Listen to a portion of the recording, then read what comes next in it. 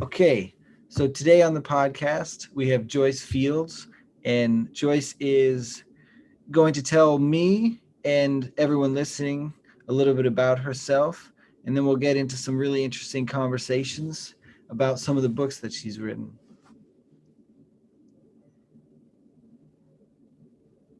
Welcome, Joyce. Thank you very much, James. I'm glad to be here. Can you tell those listening a little bit about yourself? Well, let me see. I was born and raised in Detroit, Michigan in 1944. So I'm 77 years old. Uh, I didn't write my first book until 1997. I'm the author of 10 books in 9 different genres. I had no clue that I was going to write 10 books. And I didn't like, I was born in 1944. I didn't write my first book till 1997. So I'm the oldest of 7. That book is entitled Line of Serenity, the first one that I wrote. That one came about as a result of being the oldest of 7. And I wanted to write about how how our parents raised us. So that is why that book came about. It's 167 pages, and it includes photographs of our ancestors and recipes. Food is very important in our family, always has been, it probably always will be.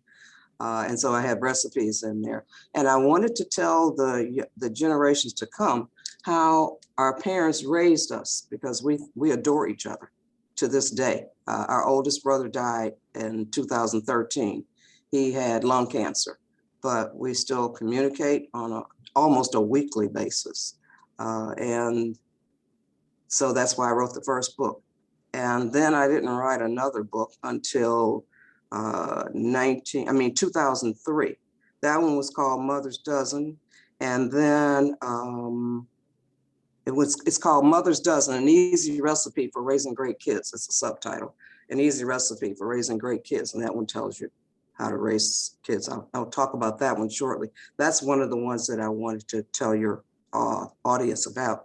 And then the next one I wrote in 2008, that one is called The Best Way to Keep a Man is to Let Him Go, among other things. My husband and I have been together for 63 years, since we were 13 years old. He's 70, he'll be 78 next month. Wow. I'm 77. And we have been we've been together 64 years. We've been married for 54 years. So I consider myself a relationship expert. Mm. And that is another one of the books that I want to highlight today in your podcast. I That think one that is, I think that's one that people will really relate with, because it's when we talk about relationships, it's like we can talk about relationship to other people, but then also how we relate to all things. And I would imagine that when you talk about how you're relating to your children and raising good children, great mhm. children, and how you relate to your partner, your life partner, I'm sure that there are some values in those relationships that people can apply at their work, with their Yes. friends. So I think it's really there's potentially a lot of valuable information there. And I don't know the story about you and your husband, how you met and the story, but I can tell that I'm going to love it already. So if you wouldn't mind sharing a little bit. You said you met when you were 13. How did you Yes. meet? It's really kind of a weird thing. So my brother met him first. My brother that passed away in 2013 was his best friend. So he met him first. My husband left his tie and socks on the playground, and my brother found them and took them home. And then my mother called me. I was visiting one of my relatives to find out if I knew where my brother put his socks and his tie. And I did know. So that's how he got the socks and the tie. And it was around Easter. So he had the socks and the tie left them on the playground. And we started to just hanging out, and he would take me to the show and we'd be on the playground playing around. And I don't know if you know any 13-year-old girls, James, who know who they're going to marry at 13. No, I can't say I do. I did. I was guided to him. I can't explain it any other way. It's like I was guided to him. And so he would take me, onto the playground, take me to the show, that kind of stuff. We were just kids, and we would, during, you know about doo-wop music? Yes. Well, we were born and raised in the days of doo-wop, because then we would have, in the summertime, we called them the big boys. The big boys would be under the street light, and all the kids in the neighborhood would be standing around and listening to doo-wop, and they could do it too. So, and those are the kinds of things that we would do. And so 13 to 23, we got married at 23 years old. Wow. So And you've been together, you said 63 years? 63 years. 63 years. Since we were 13. Well, no, 64 really, because it's 64. Yeah. 64, but it feels like 63. Okay, I'll buy that. I think that, why don't you just go into the book? Like what are some things that you can tell us about the book that you've learned in this relationship? All right. One of the things that I say in the first few pages is take heed. Based on my 50 plus years of observation, I would say that 80% of the success of a relationship rests on the shoulders of the woman. This book explains why I say that. Now, the introduction, it's kind of brief though, so I'll read fast. Sure. The best way to keep a man is to let him go. My late mother-in-law told me that in 1959 when I was 15 years old. At that time, her son Frederick, everybody calls him Pap, was my boyfriend. I let him go, and on March 31st, 2008, we celebrated 51 years of being together. Then on June 3rd, 2008, we celebrated our 41st wedding anniversary. While my mother-in-law put it into words, I watched my mother put it into action. She let my father go, and they were happily married for almost 35 years until his death in 1974. Let him go doesn't mean don't care. It means be secure enough within yourself that you don't freak out if he's not with you and you don't know exactly where he is. Let him go means don't try to control where he can go or what time he must leave or return. Let him go means don't try to control him, period. Let him go means don't try so hard to change him. After you have paid your dues, you may tread lightly in this area, but be careful. It's not what you say, it's how you say it. It's not what you do, it's how you do it. In addition to letting him go, I have observed the need for and used other philosophies and behaviors to help keep me and my man in a warm, loving, and peaceful relationship. My thinking was, he may go, but he'll always come home if I make coming home worth it. But what kinds of things can I do to make it worth coming home? Well, then it goes into the book. And the chapters, and there are 16 chapters in the book. Modify the way you think. That's one of the things that females have to do. We've been handed a line of crap about romance and all that stuff. Men are not knights in shining armor. That's a lie. And so we have to modify the way we think as females. This book helps you to do that. The next chapter is observe and learn your man. When you get into a relationship, you don't know this person for the most part.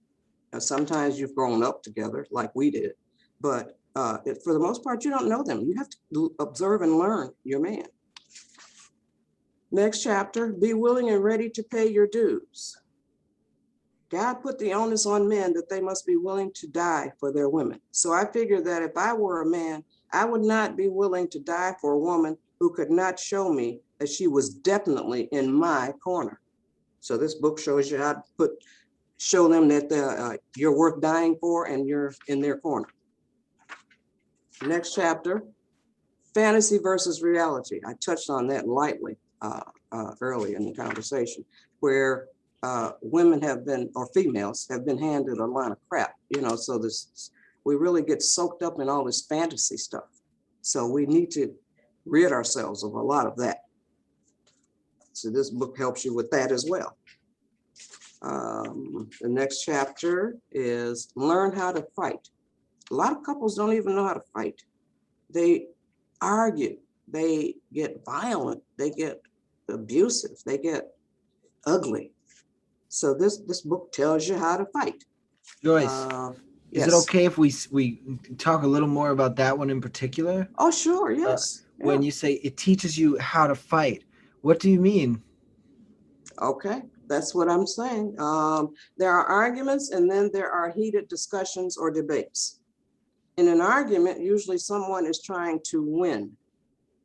Maybe both people are trying to win. In the process of trying to win, words can become dangerous weapons. A person can say mean and ugly things and later be sorry, but it can be too late to be sorry. In a heated discussion, each person is sharing. You're sharing your point of view, your opinion, your thoughts, all of that you're sharing. Don't even talk about arguing. You're having discussion or a debate or just talking. Is that clarified? Yes. I think it brings up what I would call mindful communication, being Yes, aware it of is. what. So it might look something like this in my context, as opposed to being overtaken by your emotions and saying something that is intentionally trying to hurt the other person. Mm-hmm. Well, Mm-hmm. my grandmother taught me, if you harm the person you're with, you're harming yourself. You're not Yes, separate from this other that's person. true. Very true. Wise grandma. Yeah. So that's something that I've always took with me, is that, but not even just in the relationship with my wife. It's that can really apply to a relationship with anything. Yes. If you are living in a way in which you are trying to damage or harm another person, then you're damaging yourself. Mm-hmm. One of my clients said this to me yesterday, or maybe the day before. It was a quote by Confucius. If you're out for revenge, or I think the quote is, if you're out for revenge, Dig two graves. you better Uh-huh. dig two graves. Yeah, I've heard that before. Yeah. And also there's another one, acid also corrodes the vessel that carries it. Right. It's so I could feel it in practice in my own life. If I hold on to anger towards another person, I think it was the Buddha who said, if you hold a hot coal to throw it at someone else, you're only burning your own hand. Mm-hmm. This same thing, Mm-hmm. and in the relationship with our partner, this is our counterpart. So I Mm-hmm. think that the volume is turned up, the heat is turned up. If we have venomous feelings towards our partner, then we're holding on to that. If we're living in the same home as them, if we're sleeping in the same bed as them, then that emotion is following us everywhere we go. Mm-hmm. It is. But most people don't think like that.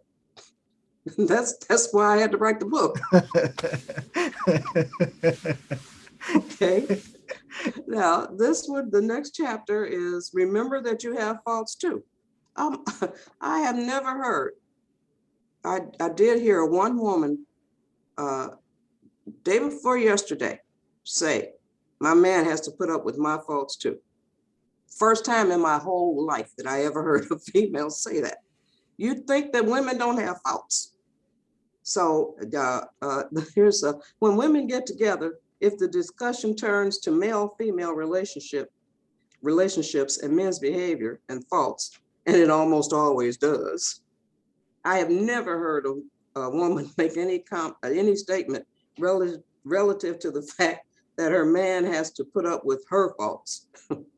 From listening to women, you'd think that females don't have faults. In the beauty shop, that's all you hear. Women talking about their men, talking dirty about their men. Next chapter, nothing is too precious for him. Sometimes females get married and they want to set up their house in such a way as to have one room that's off limits to the king of the home. So don't do that. Don't have any room in his castle where he can't go. Think before you speak. That's self-explanatory. Always be a lady. Next chapter. If he has children, accept and treat them as your own. You'd be surprised in some cases, his kids by another woman will treat you better than the ones that you had. I've seen that happen in life. So treat them, if he has children, treat them like you treat your own kids. Next chapter. Don't take man advice from a woman who has no man. Blows my mind how females listen to other females who don't have a good relationship or no relationship at all, and they'll listen to them. I think that it was in the book, The Richest Man in Babylon. The quote is something like, "Don't take investment," or something like, "Don't get your house built by the jeweler, and don't take investment advice from the bricklayer," or something like that. Yeah, exactly. It just blows my mind. Next chapter. Look good 99% of the time. I like looking like eye candy. I like eye candy. I look at other women, the way that they are dressed, the way they put things together. You get ideas from that. But don't walk around the house looking like a slob. Look sexy. Look presentable. I like looking sexy personally. I don't like looking like a dope. Don't use sex as a weapon. That's a really important one. So as soon as they get mad, a woman gets mad at her husband or her man or her boyfriend, she cuts them off from sex, so you ain't getting none tonight. Those kinds of things. I just don't understand that kind of thinking. So don't use sex as a weapon. Talk to a urologist. What do you mean by that? Talk to a urologist. Talk to a urologist. You got to find out and learn the workings of the male body. Oh, okay. Exactly. You got that now? Yeah. Okay. I don't really go into that kind of thing, so I'm not explicit. I'm 77, so I don't go into That's fine. Explicitity. But just don't use sex as a weapon. Use it as a reward. Okay. Don't depend on your man to make you happy. That's a big mistake that women make. They think that when they say I do, it's going to be magic. Just tinkle. Then it'll be happy ever after. That's not the case. Don't depend on your man to make you happy. If you're not happy, he's not going to be able to do that. He's not going to be able to make you happy. Pray and laugh together. That's important. Pray and laugh together. So it has been said that laughter is the best medicine. When we laugh, our bodies are filled with delight. If you and your man share many moments of laughing with each other, your relationship will be more fun. The way to a man's heart is through his stomach. That's the last chapter. In many cases, men grew up in homes with mothers who were excellent cooks. Now, that's what they like, excellent cooks. Learn how to cook. And a lot of these girls nowadays take pride in not knowing how to cook, don't want to learn how to cook. Take me out to a restaurant. You don't even know what you're eating in the restaurants. Learn how to cook. Then I do give recipes. So there's 22 recipes in here. I start with desserts. Apple pie, banana pudding, and Yeti's pound cake, which has been in the family for over 50 years. Lemon cream pie, pineapple or cherry cream cheese pie, spaghetti meat sauce, lasagna, chili, macaroni and cheese. I've given my macaroni and cheese recipe to lots of people. Mashed potatoes, pepper steak, skillet chicken and rice. That's a recipe that I made up. It's really good. It's just chicken, rice, onions, and chicken broth. Tuna salad, oven fried chicken, beef stew, top of the stove chuck roast. I put my chuck roast on top of the stove. I don't put it in the oven. I think the oven dries it out.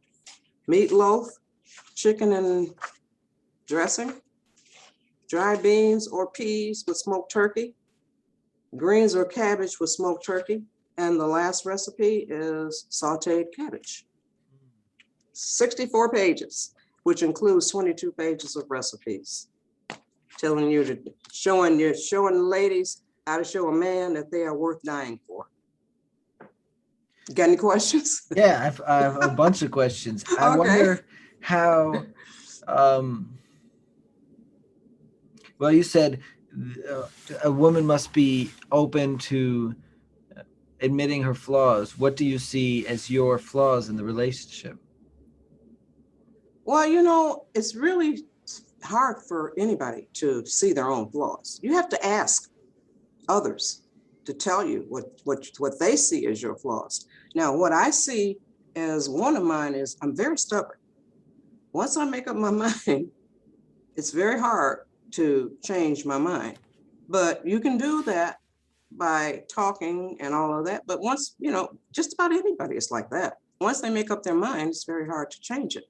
But you have to be open to whatever your mate or whoever you ask, whatever they will say.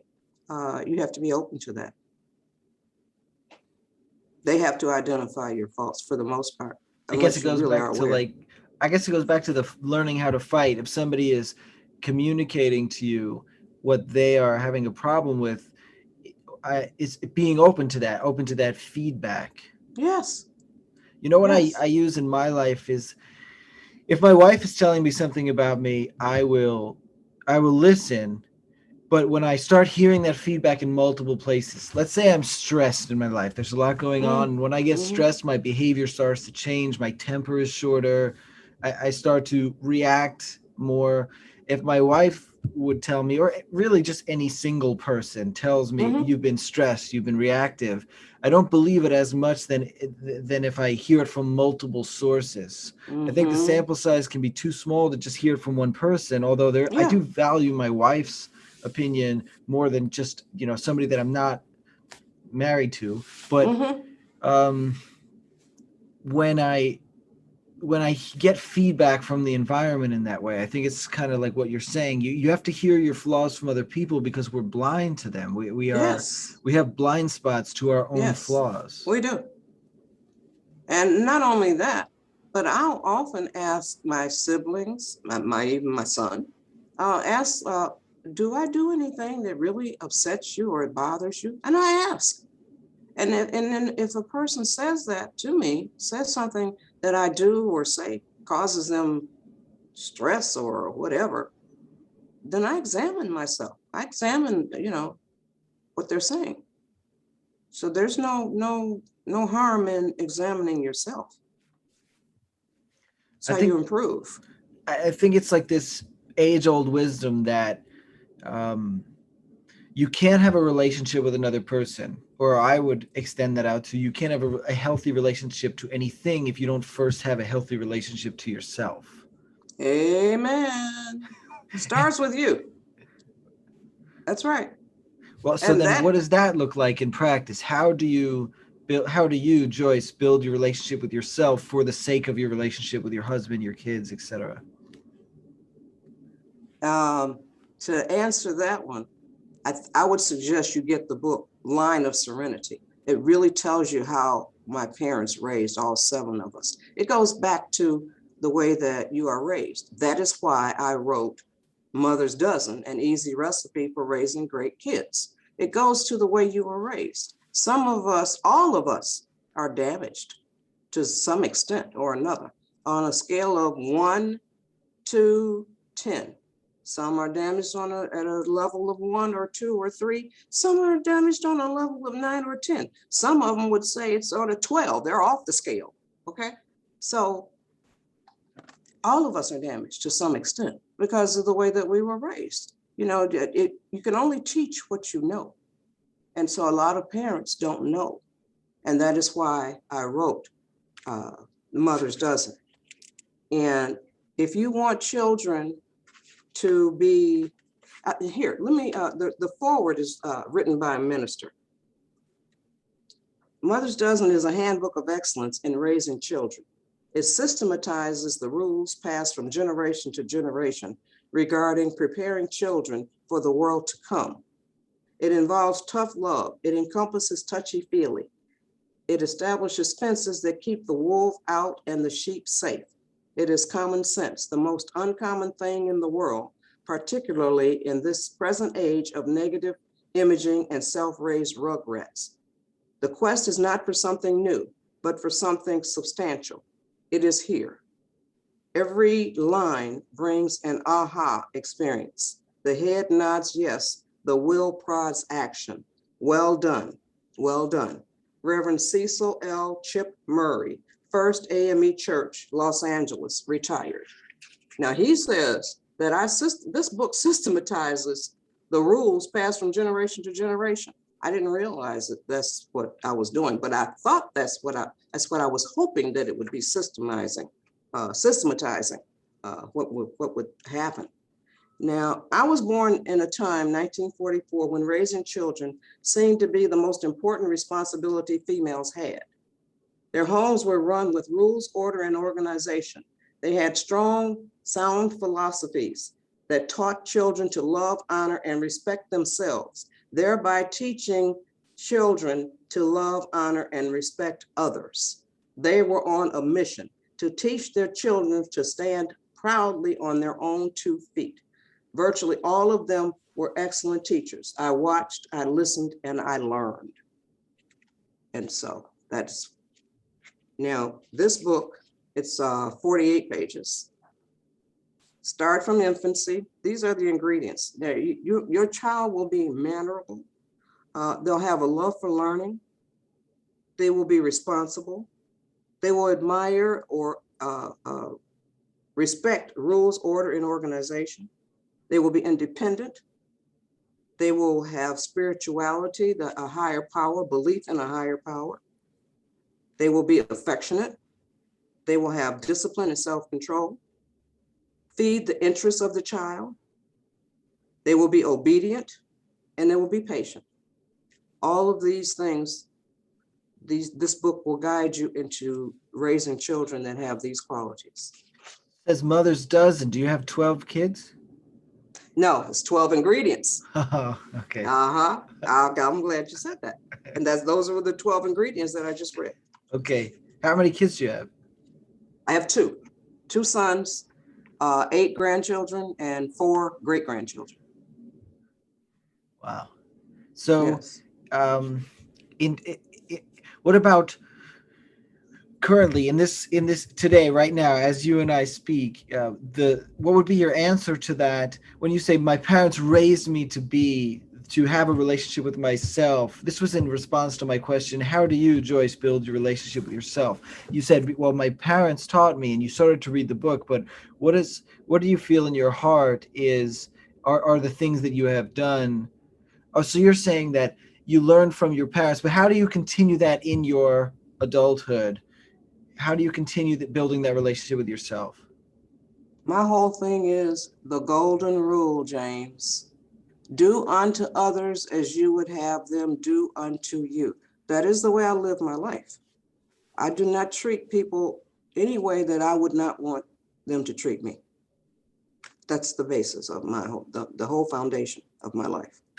And if everybody would do that, there would be very little racism, homophobia, misogyny, all of these ugly things.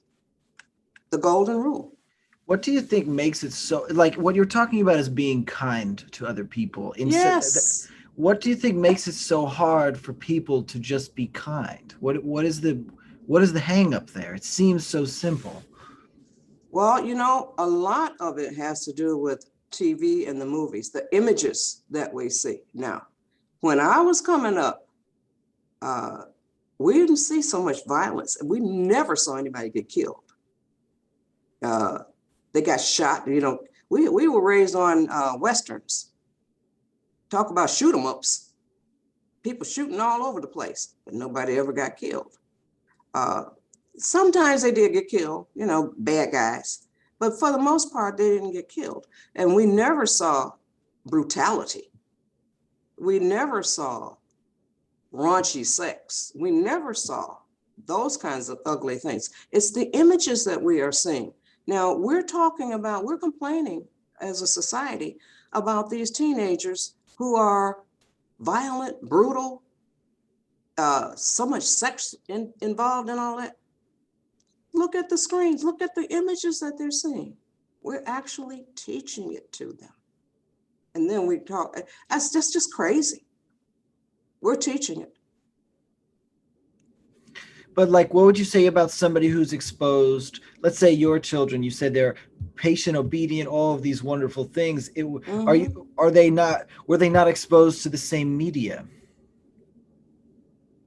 Not so much these days, but now when my grandkids are 11 and 9, he'll be 9, but they are on their devices a lot, but they go outside a lot. My son, he's got them reading books, he's homeschooling and all of that. So, but his children are kind. And you teach it by being kind to the child. That's how you teach it. You teach manners by being mannerable to the child. I think it goes back to the, if you're burning something with acid, what is holding the acid will burn as well. What we Exactly. were pointing to before, if you, it's also with your child. If you are showing that, also the child will model your behavior. So if Yes, they'll learn from watching you. I see that's with my exactly daughter. right. My daughter's 1 year old. Actually, she's going to be 1 year old in 2 weeks.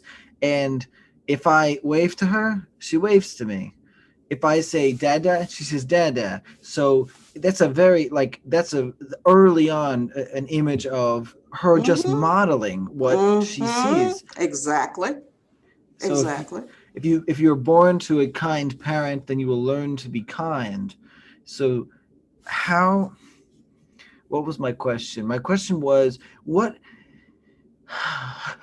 I guess it's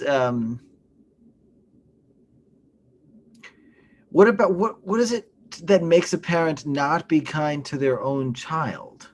Like It goes back to the way they were raised. so intergenerational complexes. Exactly. Exactly. Exactly. It all depends on how we are raised as to what our personalities, our dispositions, our way of looking at life. It all depends on how we were raised. And you already know that worry is a learned behavior. We didn't learn how to worry. The 7 of us, we don't worry about anything. We just take it like it comes. If we can do something about it, we do. But you have to realize that you are not in control. You're not even in control of whether or not you're going to take your next breath. So be good to everybody. I think it reminds me of when you say in order to keep a man, you have to let him go. I think that the same applies there. You said do not try to control him, and it will end up building a bridge. You're Mm-hmm. saying here, don't worry about things. Don't try to control anything, because then your Exactly. relationship to all these things, in letting go of it, you build a stronger bond. Do the best you can and then let it go. You can't do anything other than the best you can. Why worry if you did the best you could? Yes, it sounds very simple, and it is really that simple. Yeah. But anytime you had a problem with somebody, it generally goes back to the way they were raised. What they saw modeled, Mhm. so it's very simple to me. But I wanted to pass it on to others so that hopefully they can learn. That's why I wrote these books.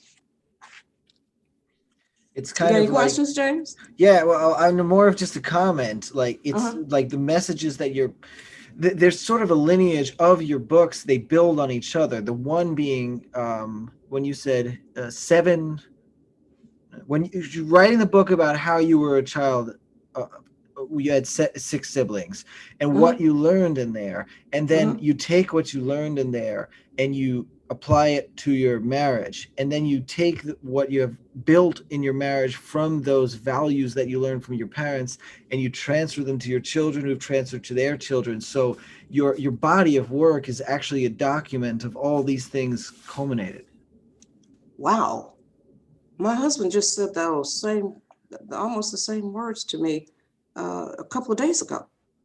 He was talking about there's a thread going through all the books. I think that it's just the way that I was raised is just coming through in all of the books that I've written. That's what I think. Would you agree?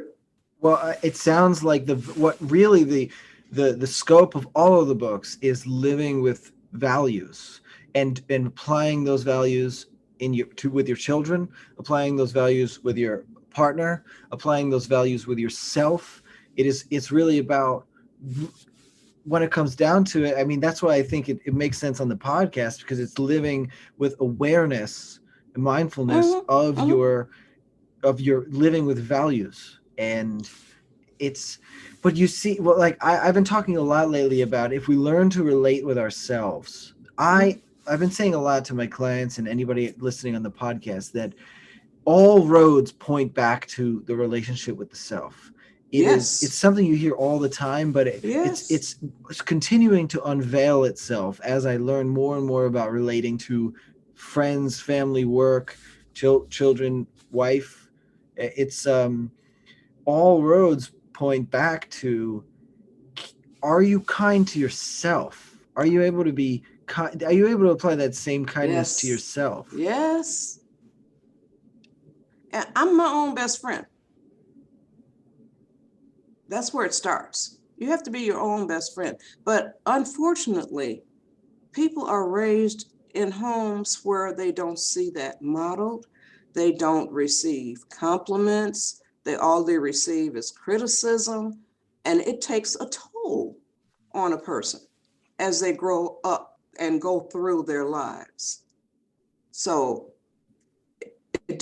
children learn what they live. That's a poem that was written by, I can't remember her name, but they learn what they live. If they live with compliments, they learn confidence. If they live with criticism, they learn self-doubt.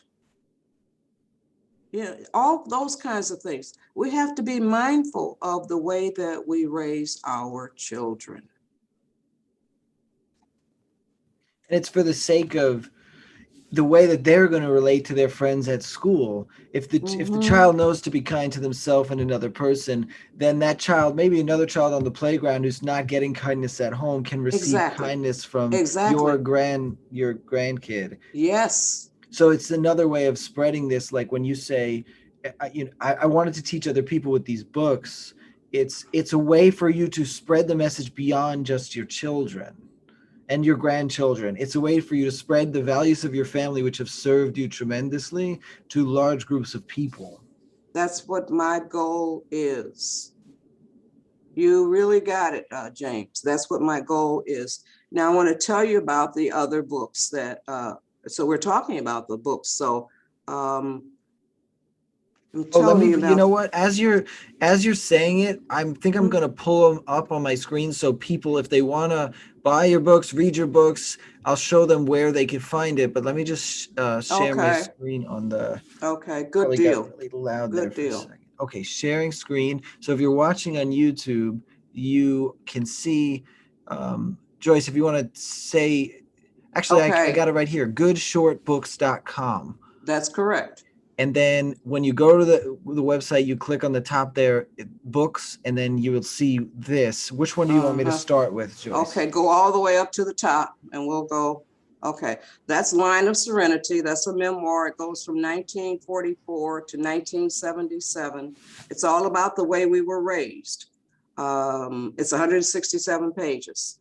The next book over here is Mother's Dozen. This book, My 15 Dogs, my sister wrote that one. So we'll just go over to Mother's Dozen. I wrote Mother's Dozen. We talked about that one. Right. Uh, then Mother's Dozen is available in Spanish, Oh, Madre Docena. oh, I see. Okay. Uh-huh. Then the best way to keep a man is to let him go. We talked about that one. The Vision is next. I wrote The Vision in 2009. It's all about children's education. It starts out with two slaves and they're young kids and the little boy has been beaten because he wanted to learn how to read. That actually happened in the Black community. We were beaten because we wanted to learn how to read. And so he learns how to read and he is very happy. And so it goes on and tells the story. You really got to read this one. It's really good for children. It has a contract in it for home and for school. Children can sign the contract and get witnesses and all of that. Then we can go down to scroll here. Jet Black and Her 7 Friends. That's a fairy tale. There were no fairy tales about little Black girls when I was growing up. And that's 28 pages. It's a fairy tale, hand illustrated in color by Alice Malloy Chang. She was one of my co-workers, and she told me after I had finished the manuscript, she said she had always wanted to illustrate a children's book. So what you see here is her handiwork. And she made Jet Black, that's the little girl in the picture. She made her come to life for that book. That's beautiful. Then, oh, I loved it. It just warms my heart when I see Jet Black. And she made her come to life. Dear Bully, a collection of poems about bullying. I wrote that one. It's in 2011. It's 50 pages, and it's all a result of kids committing suicide because of bullying. And I wrote that one. I wanted to just really emphasize all this cyberbullying and all of that. One of the poems is, all the poems start out with Dear Bully. Dear Bully, sending mean stuff on your computer or texting it on your phone is no way to deal with anyone. It's better to leave them alone. Cyberbullying is just as bad as doing it face to face. It's nothing to be proud of. It's really a total disgrace. Instead of sending mean stuff, start a cyber friendship chain. Include the kids you bullied, and then you all will gain a better way of living, more smiles in all your days, using your computers and your phones in smart and friendly ways. That's one of the poems. Thank you for sharing. And then you have My Simple Quotes to Live By. Mm-hmm. And it's 167 quotes that I coined.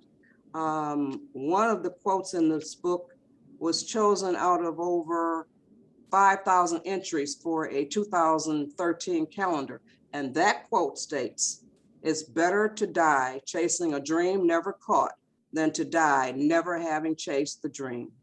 So I don't want people to have dreams that and allow others to squash them. And I put this on social media on a regular basis to encourage people to chase their dreams. We all have been given gifts, talents, dreams. Chase them. Then I wrote in 2014, I wrote A Breast Cancer Journey to Greater Joy. It'll be 10 years since I had breast cancer surgery. August 15th, it'll be 10 years. And it'll be 10 years, November 11th, 11/11/11 at 11 a.m. was my last radiation treatment. 11/11/11 at 11 a.m. Wow. My last radiation. And I wrote this one, there's a subtitle to it too, A Breast Cancer Journey to Greater Joy, taking the mystery, the fear and mystery out of a breast cancer diagnosis. I didn't want women to be scared, so I wasn't scared. I just wanted it to be taken out. I had stage 2, so I was never so happy to go under the knife in my life. Felt like I'd been invaded by an alien.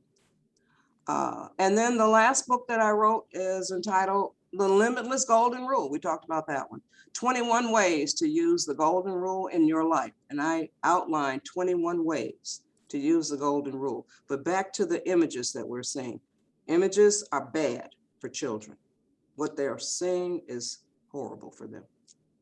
We're doing a disservice to our kids. every one of those books has a very powerful message behind it. I think the people listening would benefit to take a look, go to the website, check out the books. We're gonna have to be done in a few minutes here, Joyce, but I just wanted to give you a second here to reflect on what do you take from this, from talking here with me. Oh, I get a lot out of all the podcasts that I do. I do quite a few podcasts. And so I think you're the first therapist that I've actually talked with. So that's good. And I'm hoping that uh, what I have said has impressed you as a therapist. Oh yeah, I mean you're like you said your husband pointed out that there's a thread through all of these things. Mm-hmm. It's very clear that you are what you're doing is you're hovering around these like universal truths of really what a lot of religions and philosophies they all point back to is if you can be kind really I think it comes down to Mm-hmm. being kind to if you can be kind to yourself, and I can see it in your face when I mention these things that I am in the process of discovering, um, that you know them dearly, you know these things. When I say be kind to yourself, the way that it hits you, I can see that you know that because you've lived that. Yeah, that's true. I'm still living it. Right.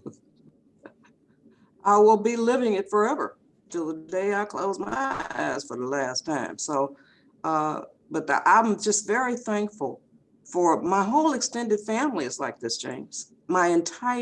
All my cousins, my aunts, uncles, all of my whole family is like this.